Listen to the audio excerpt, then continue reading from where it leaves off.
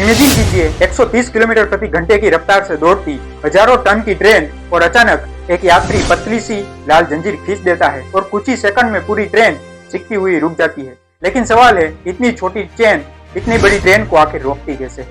चलिए समझते हैं इस सवाल का जवाब इस वीडियो में।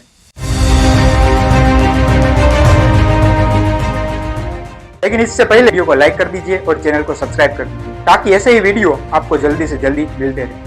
90% लोग सोचते हैं कि चेन सीधे ड्राइवर को सिग्नल देती है, लेकिन असलियत इससे भी ज्यादा हैरान कर देने वाली है। दरअसल ट्रेन में होता है एयर ब्रेक सिस्टम। इंजन से लेकर आखिरी डिब्बे तक एक पाइप लगा होता है जिसमें तेज प्रेशर से हवा भरी रहती है। जब तक इस पाइप में हवा भरी रहती है ट्रेन दौड़ती रहती है, लेकिन जैसे ही कोई लाल चेन खींचता है तो एक वाल्व खोल देती है और हवा तेजी से बाहर निकलने लगती है। और जैसे ही प्रेशर गिरता है हर डिब्बे में लगे ब्रेक अपने आप एक्टिव हो जाते हैं और हजारों टन की ट्रेन धीरे धीरे सुरक्षित तरीके से रुक जाती है। साथ ही में ड्राइवर को भी तुरंत अलर्ट मिल जाता है और वो इंजन की पावर कट कर देता है। इसलिए अगली बार जब ट्रेन में लाल चेन देखे तो समझ जाइए ये सिर्फ जंजीर नहीं है, बल्कि हवा के दबाव से चलने वाला एक स्मार्ट ब्रेक सिस्टम है। और याद रखिए, बिना इमरजेंसी के चेन खींचना एक कानूनी अपराध है।